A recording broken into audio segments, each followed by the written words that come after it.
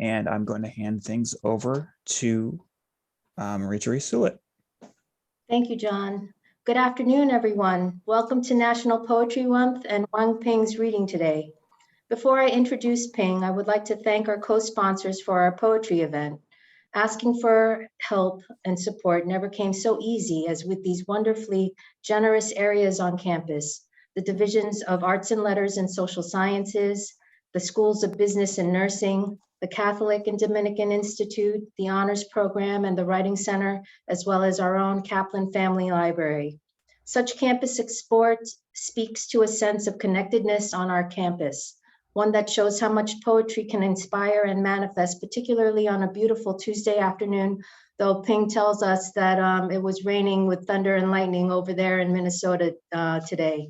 So how's that for contrast? So forgive me while I wax rhapsodic for a bit. I first met Ping as she goes by during my early years as a graduate student, just wrapping up my coursework at the University of Minnesota, the Twin Cities campus. People usually associate Minnesota with, you got it, the cold, but people don't always realize how cutting edge the Twin Cities are with their art scene, theater, music, literature.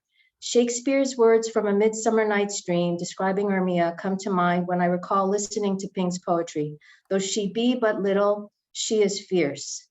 Dressed in beautiful Chinese garments, she read from her poetry collection of Flesh and Spirit, and I first heard Syntax, a poem she revisits in her latest poetry collection, My Name is Immigrant, through her poem, Immigrant Can't Write Poetry.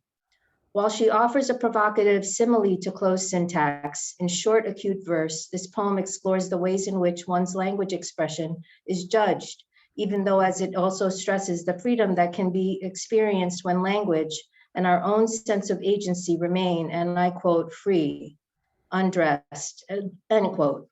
Her work strikes a balance, earthy, raw, and gritty, even as it is also philosophical, global. Ping's earlier body of work, her first short story collection, American Visa, and novel Foreign Devil decidedly informed my comprehensive exams as I specialized in Asian American studies, focusing on transnational locations, dislocations, and relocations of characters, the exile, the refugee, the migrant, the immigrant. As each persona comes to the surface over and again throughout Ping's work, each one is reflected in her and she is reflected in them. Though I defer you to her website, wangping.com, for more of her biography, I'm sure she'll share some of it here with us today. It may be difficult for all of you to imagine that such an accomplished writer and artist as she is, with her many awards and honors, including the National Endowment for the Arts, began her early life in the States constantly being critiqued for her syntax. I would like to mention that Ping is fresh from the Pomano lecture as she gave at one of her alma maters, Long Island University, just last week on April 7th on the place of immigrant literature and American literature. Though I chose to focus my dissertation on Filipino-American writers of the diaspora, and as I inevitably graduated and landed my job here at the Mount, Ping's poetry in The Magic Whip, her cultural study, Aching for Beauty, Foot Binding in China, and her short story collection, The Last Communist Virgin, continued to shape my own burgeoning work in the classroom. Of late, within the last 10 years, Ping has expanded her artistry and activism through her project, The Kinship of Rivers, which began on the banks of the Great Mississippi. Ping has traversed our globe to bring rivers as far as India into this kinship, which entails in part art exhibits, poetry being written and recited, and flag installations. In fact, you may have noted Ping's picture by one of the flag installations on our publicity flyer for this event. Were Ping with us in person this afternoon, our mighty Hudson would likewise be included in this kinship, but suffice to say it is now symbolically linked, and we can look forward to an actual flag installation and a day of festivities sometime soon. It has been so gratifying to reconnect with Ping as she is both mentor and friend. In one of our more recent exchanges, after reviewing her extensive and impressive 30-page resume, culminating with her living in St. Paul, Minnesota, self-employed, professor emerita of English at Macalester College, and founder of the Kinship of Rivers Project, I admitted to her that I questioned myself, what am I doing with my life? To which she graciously responded with a laugh, what am I doing? And said, excuse me, as we all are, plenty, I'm sure. However, missing from her resume is one of my favorite anecdotes of Ping's, whose first gig, if you will, as a translator was actually working with Allen Ginsberg of the Beat Poets, who penned Howl, and who held a strong affinity for Eastern religions, akin to our American transcendentalist poets. When I asked Ping about working with Ginsberg, did Ping exclaim, "Marie, translation is my ticket to poetry." She continued, "In order to translate poetry, you need to get into the body and the soul of the words." So without much further ado, please help me in giving a warm welcome, as much as is possible on Zoom, to Wang Ping. Thank you so much. Can you hear me? Okay. Um, well, Maria, we have known each other for how long? In Minnesota, right? And so, yeah, I was really hoping I could see you in person someday. Uh, and thank you so much for this wonderful event and your beautiful introduction. I feel really honored. You presented my life in such a vivid way. Even like I get moved by your introduction. And it's also thank you, John, for showing the photos. Sometimes it's shocking to see like the photos, like, did I go there?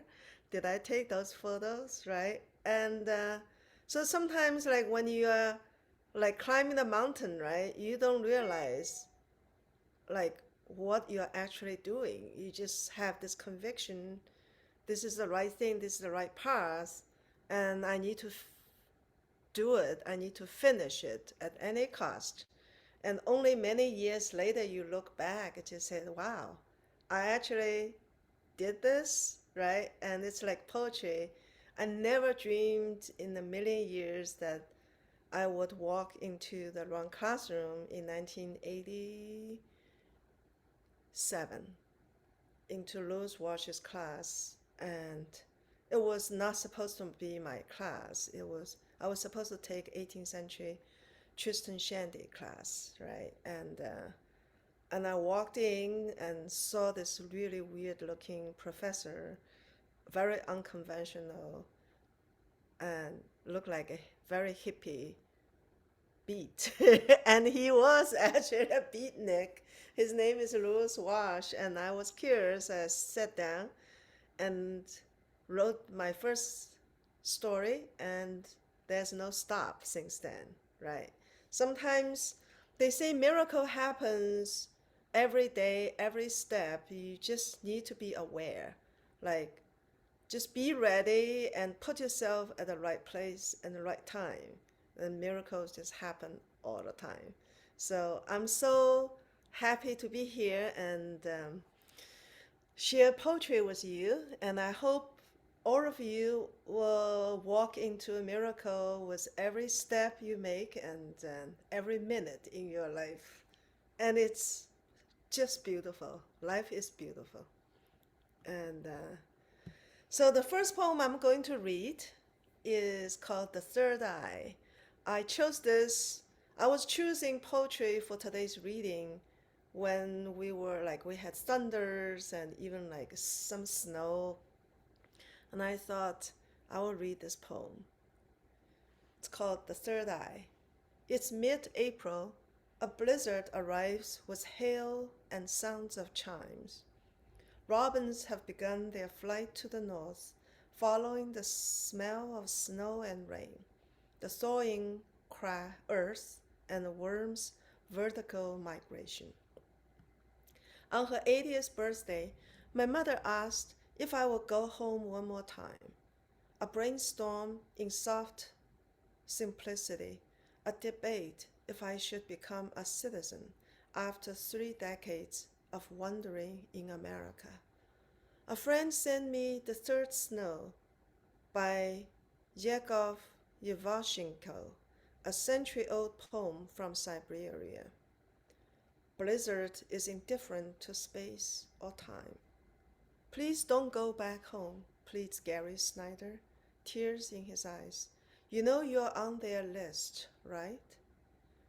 Via WeChat, my brother marvels at my home in St. Paul, how affordable compared to his 6 million yuan hole on the island. He's willing to forego the breeze from East China Sea for a place in Minnesota freeze. Yesterday I rode 15K in my single scull. Today the Mississippi moans again under ice. Yet robins know how to wait. They know when spring rides the cold front, when worms awaken the earth, they follow the 37 isotherm for their flight between Guatemala and Minnesota. I applied for citizenship 3 times, but chickened out after I did my fingerprints. I never showed up for the swearing. For 30 years, my mother had tried to unlock the secret of Dao De Jing. She was allowed to step into the way only after she lost her sight at 73. I know I'm on the list. I was arrested talking to migrants in a village, now 178 meters under the dam, but I still can't cut my roots. When a blizzard blows robins off course, they fly towards the sun, following its angled light to get back on track.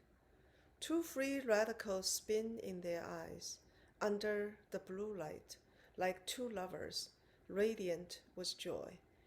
This is their quantum coherence, our inner compass through each blizzard towards home.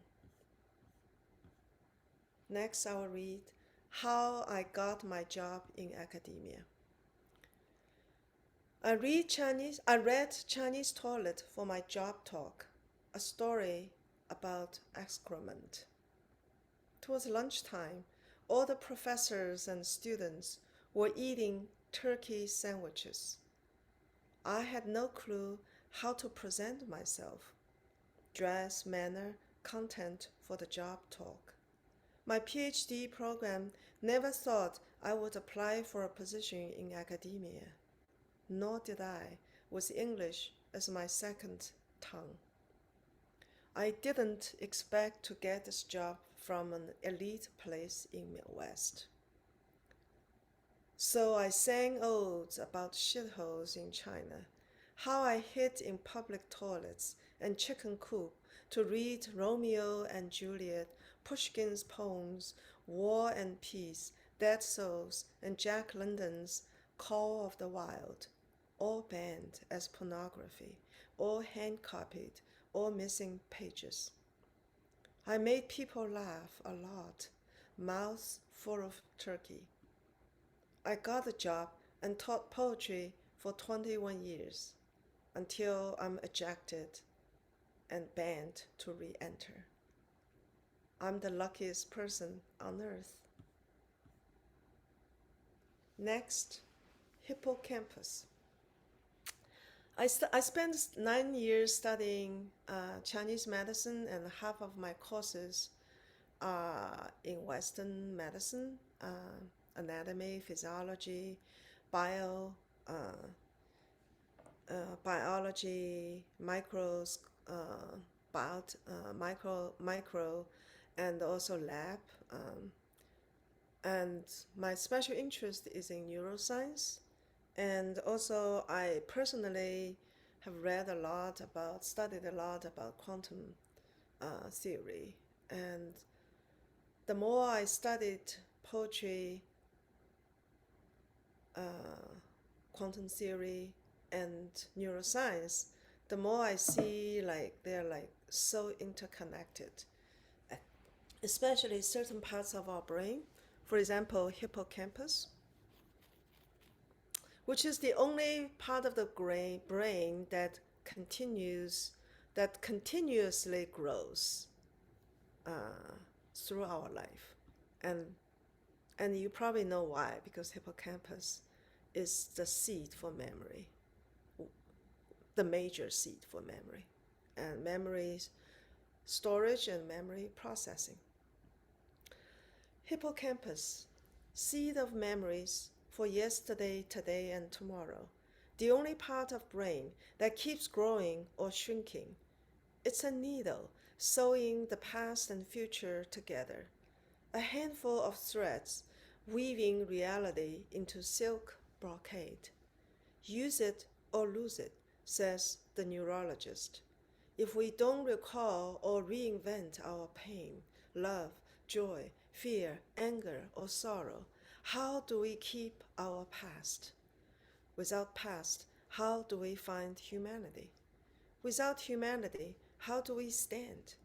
And how the instance of now holds onto the future.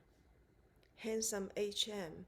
lost his hippocampus to live a normal life, was tossed into the sea of present tense, drifting between now and here, hospital and lab tests, between happiness and sorrow.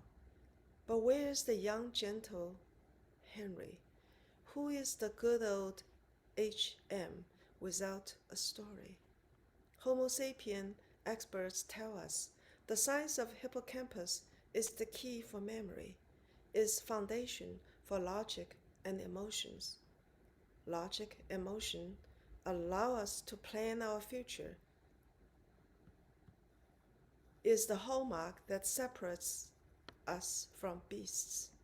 But how do we explain elephants carrying the biggest memory house for smell, sound, touch, and love, and chimps who play politics better than the baboons in the White House, and the crows who remember faces and know what to do with friends or enemies, monarchs who remember every milkweed to stay alive along its migration route? We think we know as priests, scientists, and conquerors.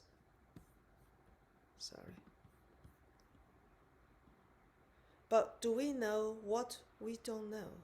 Do we hear Gaia's weeping for our misfortune?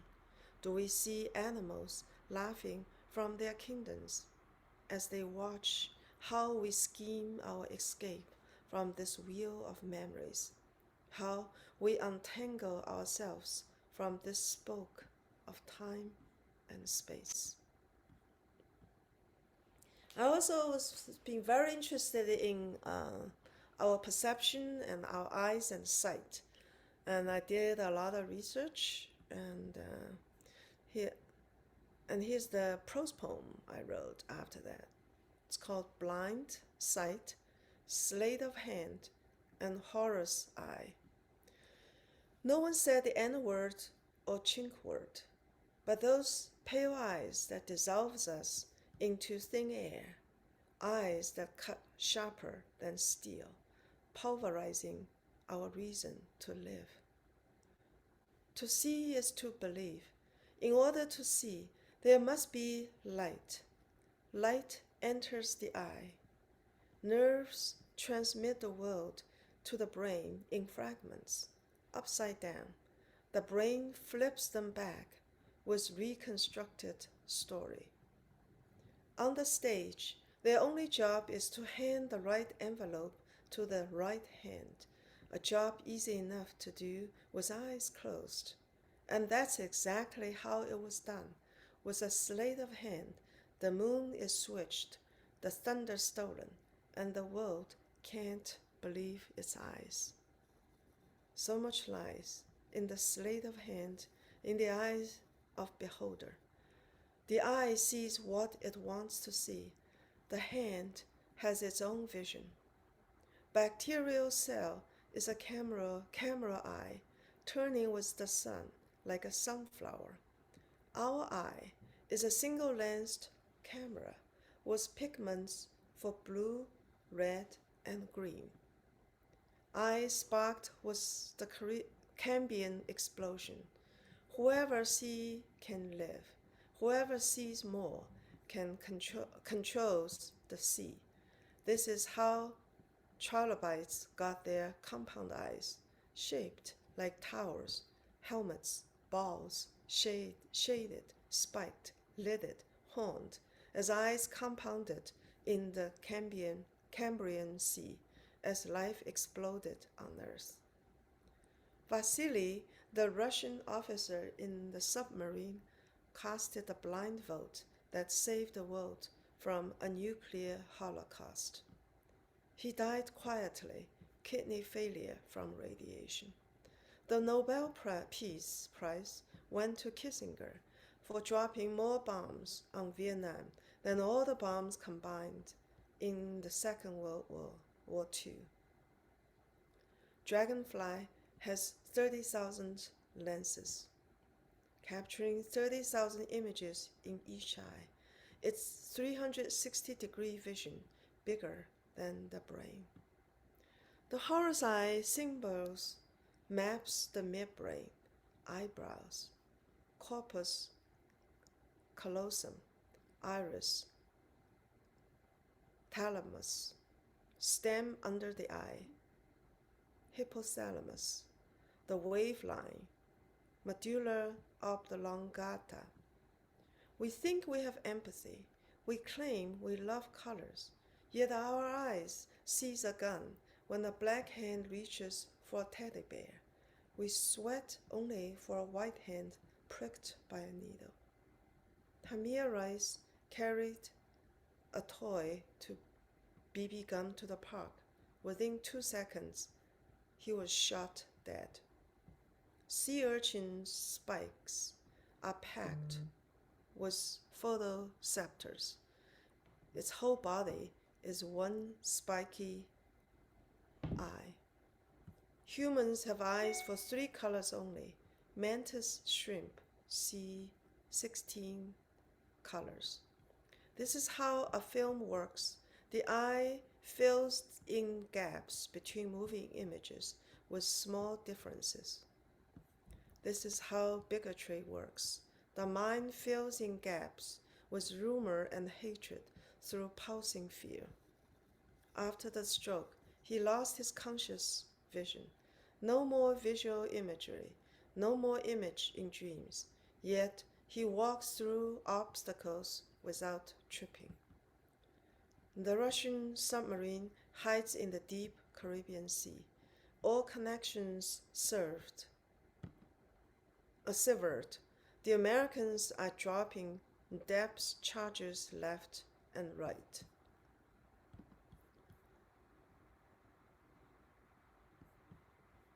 The captain believes the nuclear war has begun, and he doesn't want to sink without a fight. Finger on the button, he demands Vasily, the second officer in command, to approve the launch. The evil eye, placed in the center of a palm, becomes Hamsa, Hamash, Guanyin, the all-seeing eye.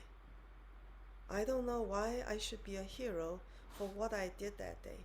I was simply doing my job, and I was the right person at the right time. That's all, said Petrov, the Soviet officer who saved the world from another nuclear holocaust after Vasily. The visual cortex is cut. The brain no longer sees, but the body still knows.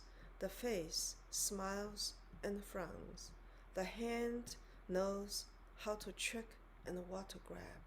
The feet know where to go, all guided by blind sight in the sea of unconscious eyes.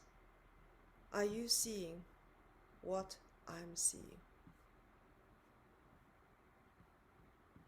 Next is also a prose poem.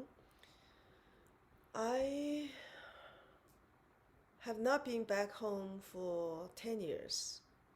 And I was supposed to go home 2019 3 times that year, and but the pandemic stopped me, and now Shanghai is completely sealed, and so I don't know when I will be able to go home. So here's one. It's called Circling Home, 回家. Every Chinese belongs to 老家, our native land, ancestor, our food name, spirit, roots. 老, old, origin. Over the land is Tu, earth, and a plow cutting through ground to make home. Every Chinese wants to 回老家, go back to old home, or simply go home, no matter how far we wander. At 14, I left home on the big island of the East China Sea. I worked in a fishing village for the one-in-a-million chance to go to college. I never returned. 3 years later, I left the village to study English in Hangzhou. I never returned to the island. I left Hangzhou for Beijing University. My college dream came true at 22. I left China in 1986 to pursue my PhD at NYU. I never returned. Go back home, people scream at me. Still, I never went back. I drift farther away from Weihai, my 老家, carrying that old earth in my dreams. Shanghai is my birthplace. Zhoushan Island is where I grew up till 17. I studied English in Hangzhou and Beijing. I earned my master and PhD in New York City. I've settled in St. Paul for over 20 years, raised my sons, trained poets and writers. My old home is still registered as Shandong, Weihai, my earth, my heart and liver. For Chinese, the liver stores blood and the heart moves it, a circuit of paths leading to one destination, home. At night, the blood must go home to restore the soul and settle the spirit. If it cannot go home, we have a problem, insomnia. At 50, I took my sons to the Yellow Sea. It was our first time to see 老家, old home. Factories and buildings take over the land my father talked about every day. The wheat fields are gone, the village is gone, the sand beach is gone. My grandma's grave still stands in the yam fields. I sit down in front of her stone, and everything floods back and up. Sorrow, joy, bitter, sweet. Her stories, handmade bread, noodles and dumplings. My father roaming on the island in search of the immortal mushroom, reishi, lingzhi, is longing to go home, 回家.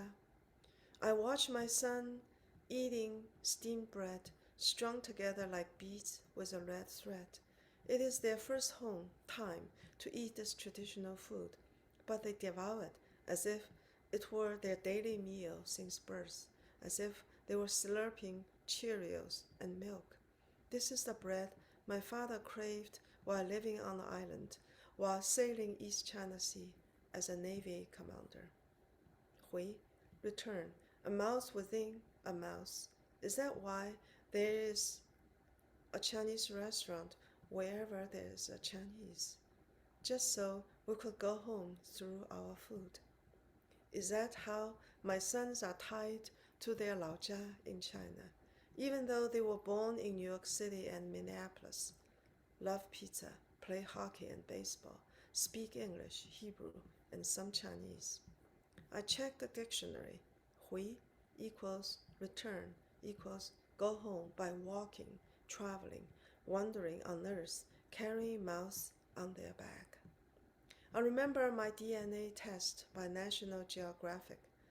200,000 years ago, my ancestors walked out of Africa, crossing the land and the sea, following food, hunting, gathering, making home along their paths, reaching South China Sea after 100,000 years. I remember my father left home at 16 to fight the Japanese, lived and died on the island of East China Sea. But in his heart, home is forever Weihai, Shandong, by the Yellow Sea. Just like monarchs, geese, salmon, elephants, weeds, and other life on earth, traveling thousands of miles to follow food, but always know how to go back, 回老家. Home is a transit word, 回, return, go home. I keep digging.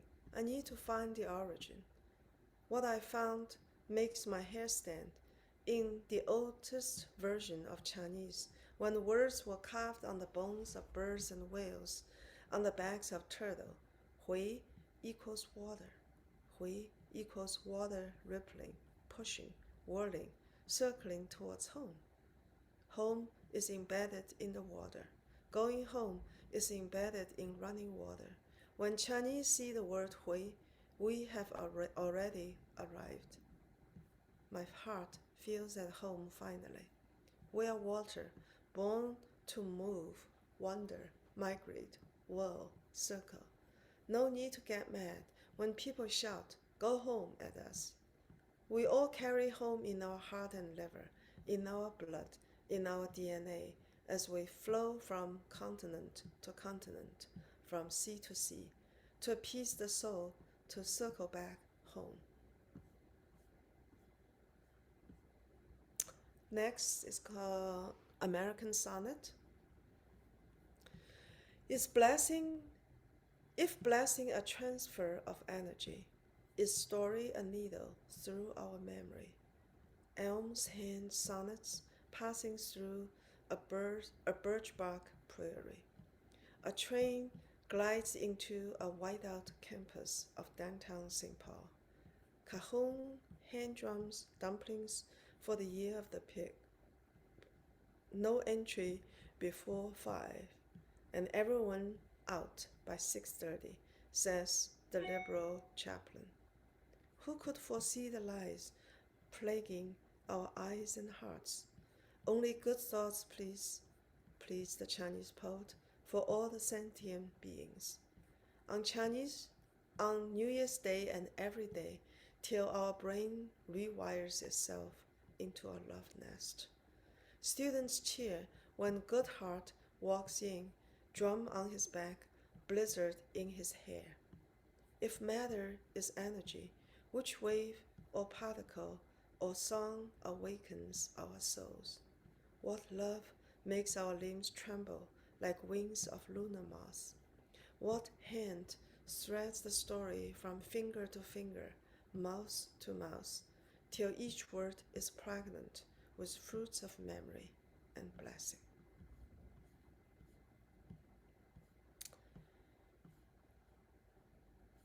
Next, I will read Biography of Green, an edible sonnet puzzle.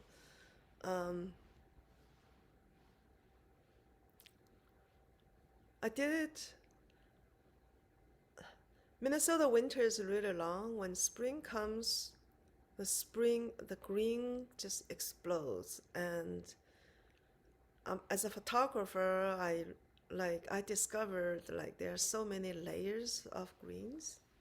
And I started doing some research, and I discovered so much about green. And it's the color, literally, the color for life. And every association of color, all the shades of color, actually have to do with food and nature. So I wrote this poem, Biography of Green. With fiddle hands, I fold and unfold light, painting air with emerald green, turning CO2 into sugar and O, till I drape the earth with 24 shades of green. This planet was born in a ball of fire, then basalt, then granite, then glacial ice. With sleight of hand, I pickled her into lime, sage, basil, pear, and apple green. I tap, clap, spin, whisper, sway with willows. My juniper veins open to the sun, my moss blood running towards roots, and life sings with parakeet green. Awakened from Arctic dreams, I chase grassland and forests with seaweed tendrils, a linchpin between sky and earth. My wavelengths paints cypress with spruce mint green. Spectrum between blue and yellow, Rosetta Stone for fern, shamrock, sea foam. Sitting amidst the rainbow wheel, I open seasons with chartreuse mustard green. Chinese make no difference between blue and green, but believe 青出于蓝必胜于蓝. the blue comes out of, the green comes out of the blue, but is above the blue. So let green equals photosynthesis equals O equals glucose equals pear, pine, ocean, green. A cycle without beginning or end. My sapphire waves shimmering, lighting up first word, smell, taste, sound, touch, till earth hangs on the twig of olive green. Count pollens on cypress, count clapping hands on aspen trees, count trees on earth.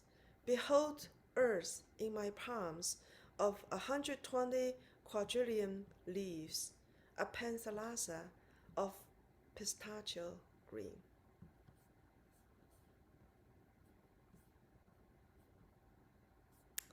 I thought I have another poem. Don't know what happened. Okay, so I thought I have a different poem to end, but I can't find it. So I will read this one. I wrote a few years ago. I went to the Standing Rock twice, and I was the only faculty from my college who went there, and I put myself in a lot of trouble. So, but I have no regret. So this one, I think, is quite representative of what I believe poetry is and people's intention.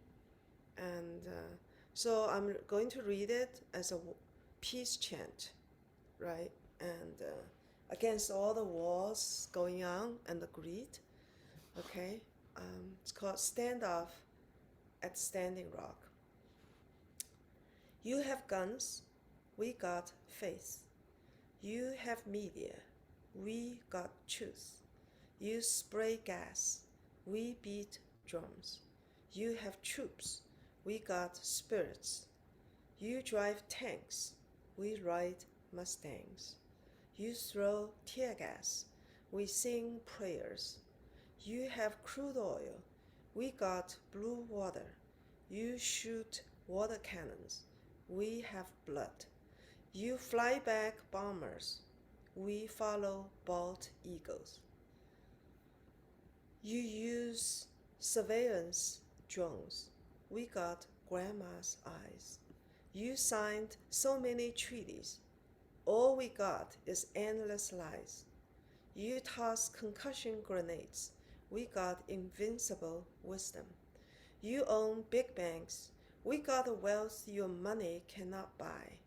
You use blinding floodlights, we have 7 billion pairs of eyes wide open.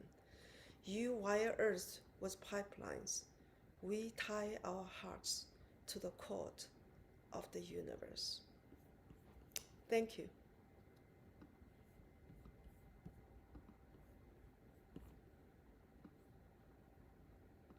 Thank you so much. Thank you, Ping. Thank you, Ping. Hey, Mirat. How are you, Mirat? Oh, Richard, sorry. Hi, Richard. I I wasn't thought- gonna miss this. Ping, we have a question from in the chat. Have you ever written lyrics set to music? Oh, yes, many. Actually, things we carry over the sea, which you can find if you search Wang Ping poetry online, and this poem has been set to about to choirs by 5 choirs around the world,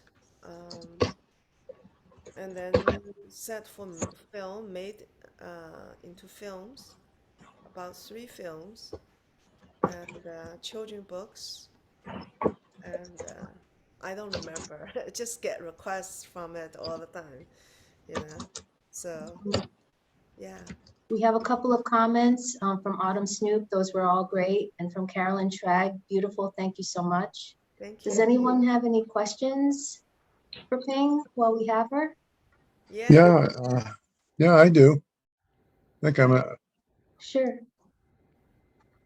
who's talking now? Is it me? Yes. Thank you, David. Okay. Hi, Ping. Hey, David. I'm wondering, have you recovered from whatever you had, that sickness?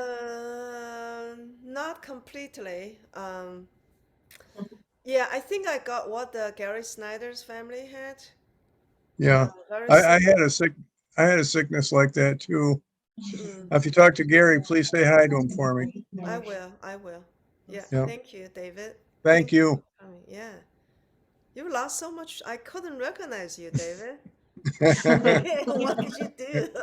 You Eh, look a 80, complete different person than the last time I saw you. 86 pounds because of my diabetes. Oh, wow. I'm 74 now. I had to learn how to eat properly Uh-huh. That's good though, and right? and stay away from drink. Good. Excellent. Ping, you have Palms a are better too. question? Yeah, Sorry. no From problem. Dr. Anne-Marie Eubing, what made you choose poetry over medicine? Ah, well, actually, I started medicine after I became a poet. So I'm a doctor and poet, and they are the same. There's small difference or no difference or same difference. Yeah, and that's why I encourage my students to learn as much, you know, knowledge. You know, if you are serious about poetry, don't major English. Sorry, Marie. Or at least like double major, right? Yeah, English, if you yeah. really have to major English, double major, right? You know, Mhm. neuroscience, anthropology, geology, right? And all my Yeah, favorite subjects, quantum yeah. theory. Or at least like one major and two sub-major, minor. Go Yeah. ahead, David. Yeah. One of the greatest poets of the American poets of the 20th century was Dr. Williams. Yeah, it's true. He taught us ways to make lines that nobody else had even begun to think of. Right, right. And great, great, great poems. And a baby doctor. Yep. Yep, William Carlos Williams. you betcha. Yeah.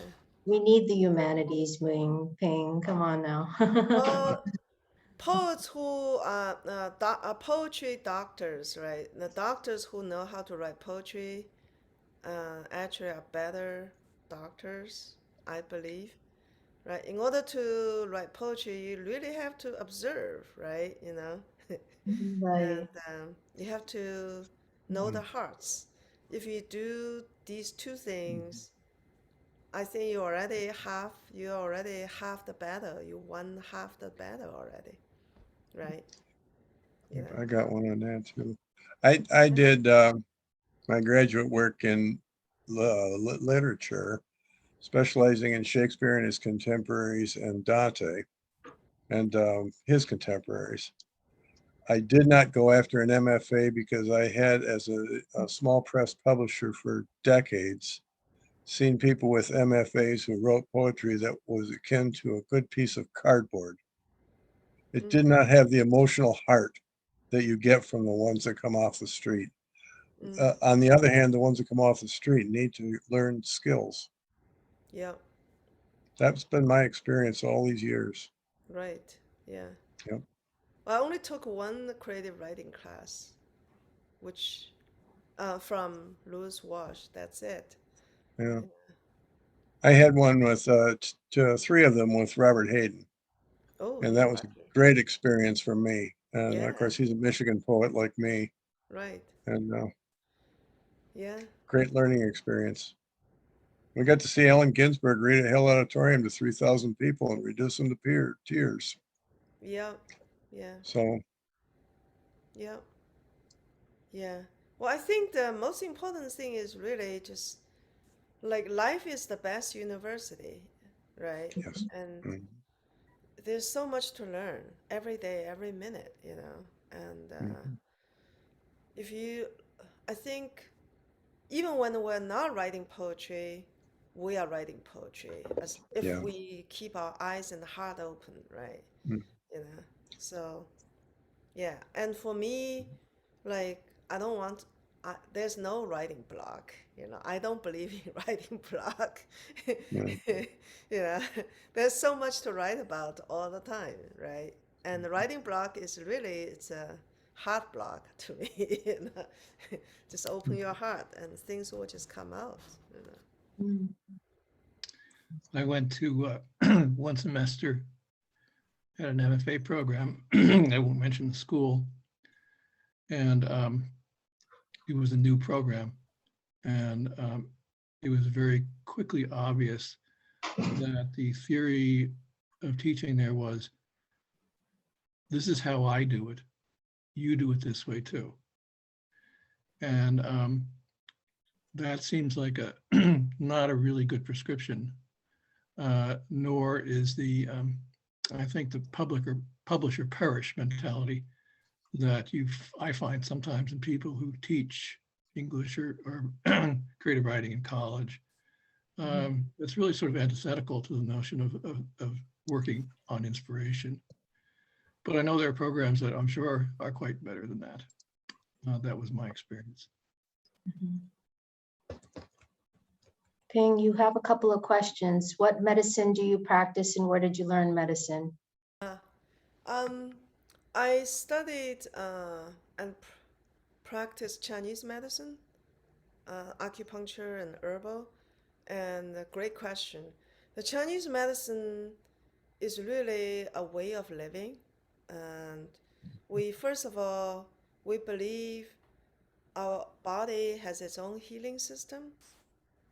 Okay, we awaken our own healing agency within our body, right? And our body is like a river, right? When water is too low or too much water, or when the water is blocked, then sickness begins.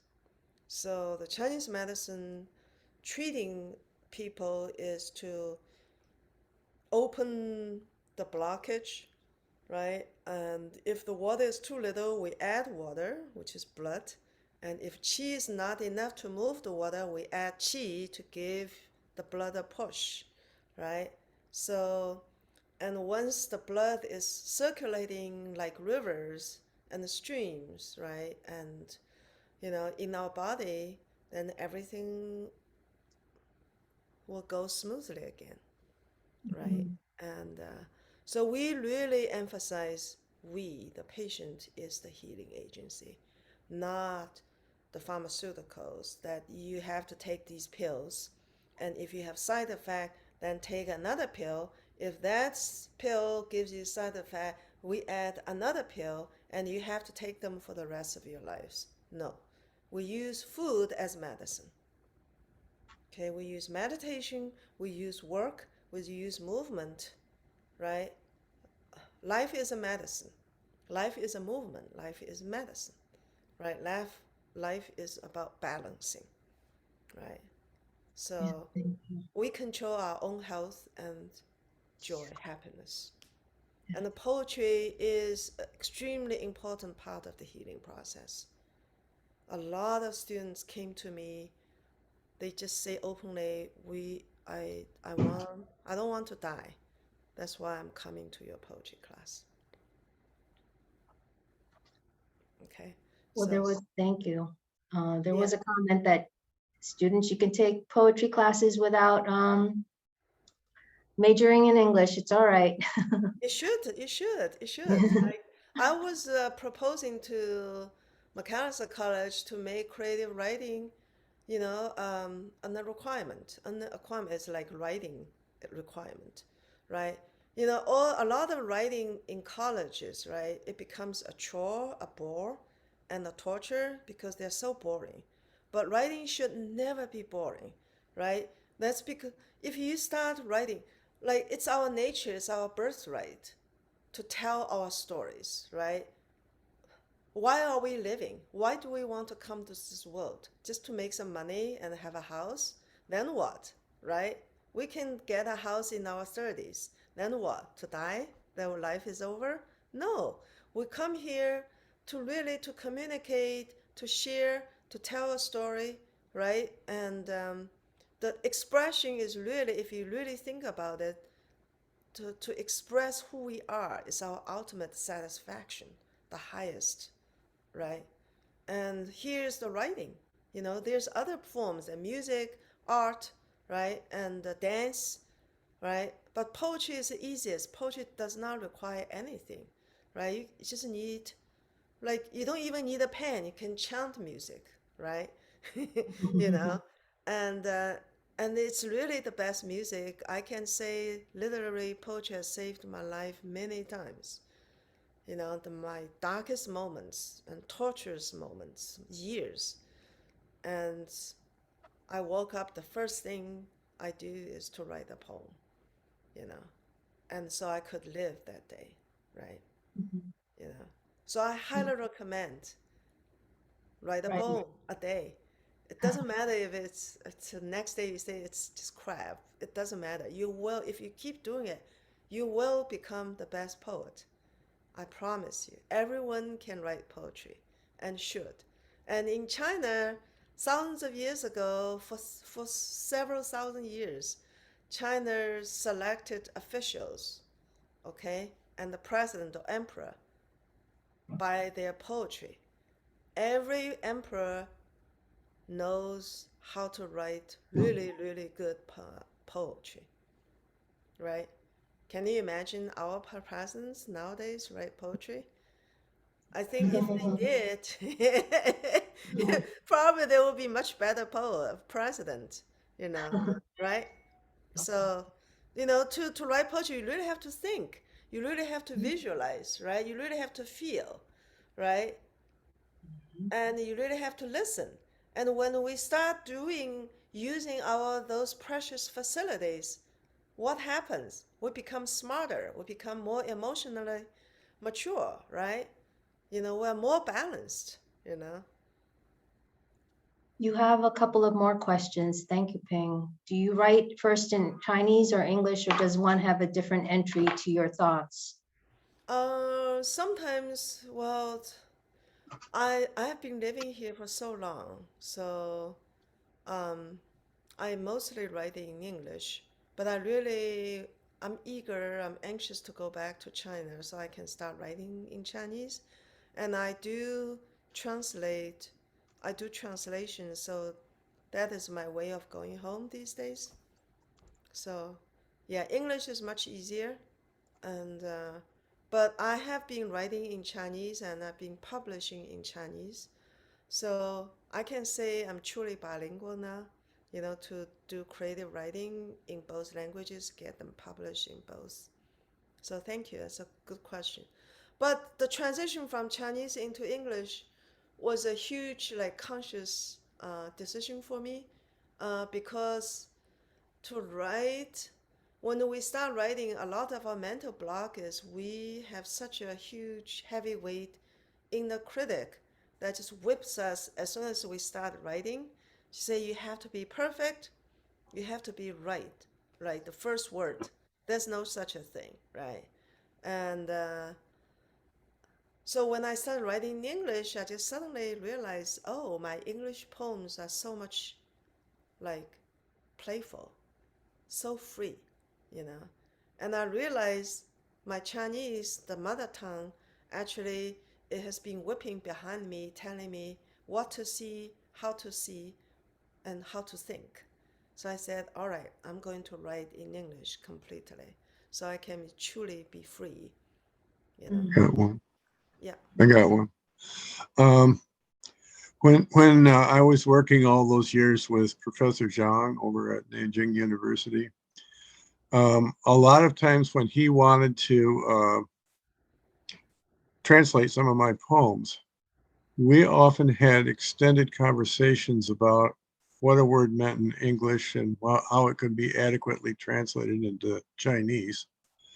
And it made me see, compared to Italian or French or Spanish or some of the other Western languages, it was a much more elaborate attempt to cross the bridge, as it were. But he was patient and so was I. And we came up with what we were both satisfied with in the end. But it was a great learning lesson for me. So the words sometimes don't translate adequately Mm-hmm. in and of themselves. And then you have to figure out a way to Yep. make the bridge that makes it possible. Yes. Yes. Yeah. Yep. Mhm. Thank you. Ping, Hi, Jim. hey, hi, I have to go in a couple minutes, but I just don't forget to tell them that you're doing a great service to the world because you're helping translate Gary's poems into Chinese, Gary Snyder's poems into Oh Chinese. yeah. Quite Yeah, a that wonderful is a project. great. Yeah, thank you. Yeah. Yeah. And that was fun to translate Gary's. By the way, his I translated his essay, um, Poetry as a Surviving Skill, Oh, did and you? also I wrote a piece on the Axe Handle poem, the analysis and the miracles of how it's made. And it's going to come out in a very good Chinese magazine. It's called Writers in May. So yeah, so I'm really delighted, you know. Take care. I have another one at 4 o'clock. So I gotta go. Yeah, all right. Bye. See you tomorrow. See you tomorrow. Are Any there other any? questions? Yeah, so yeah, I have a hard time reading the chat, so if someone can tell me if the questions, you know, There was uh, one, I think I may have skipped one. Is the literature that you were reading still banned, or still regulated in mainland China? no, no, that was during the Cultural Revolution, actually. Yeah, that's another story. You can actually, it became the the NPR Mass program on Sunday. So if you check, I will type it out, The Book War by Wang Ping, The Mass, you will find it. It's right there. Okay, it's Thank on you. their top. Yeah, you know. So you released My Name is Immigrant during the pandemic, Yes. and I know you were reading from your newer manuscripts. Do you have manuscripts? Do you have a sense of their timing? Can I ask that question for your Oh new yeah, of course. Yeah. year? Well, one is coming in the fall, and I'm still working on it. Yeah, I may have to publish under my native name, so I don't get in trouble. And and then the other one, The River Within Us, The River in Our Blood, will come out hopefully next year from Mad Hat Press. And then I also have 2 or 3 poetry translation, and then a book of essays. I'm busy. Wonderful. Yes, you I'm are. busier than like teaching. You know? Yeah. So it's Wonderful. fun. Yeah. Yeah.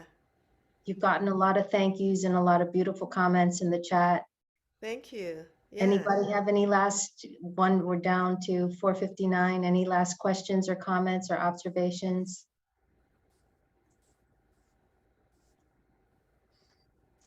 Oh, Okay. Oh, there's just do you have a recommendation to read? to read? Yeah, what for an Oh, immigrant? wow. There's for immigrants. Well, Yes. definitely read My Name is Immigrant, and there are a lot of uh, my other book, Life of Miracles Along the Yangtze and Immigrants, Life of Miracles Along the Yangtze and Mississippi, talked a lot about immigration, and then there's a website that poetry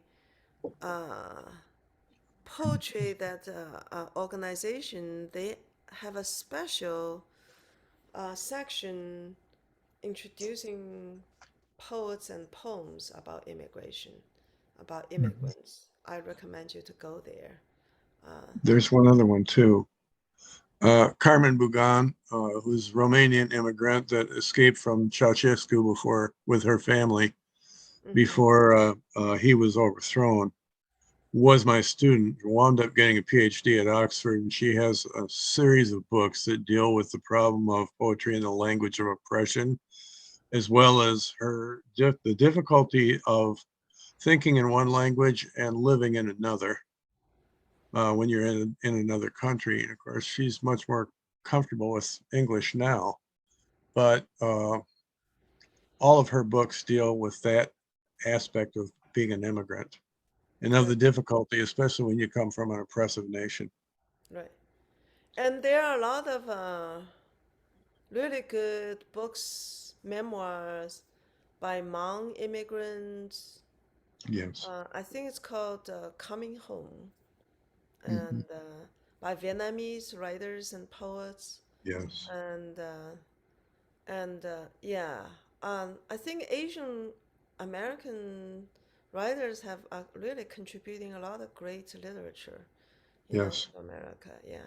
Yes. Are you familiar with Latin American immigration? I'm sure there is so much, but that is Mhm. not my specialty, right? I know quite a bit.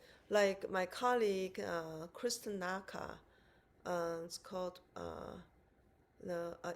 Eating with Bird, I believe. Her name is, let me write it down, Kristen Naka.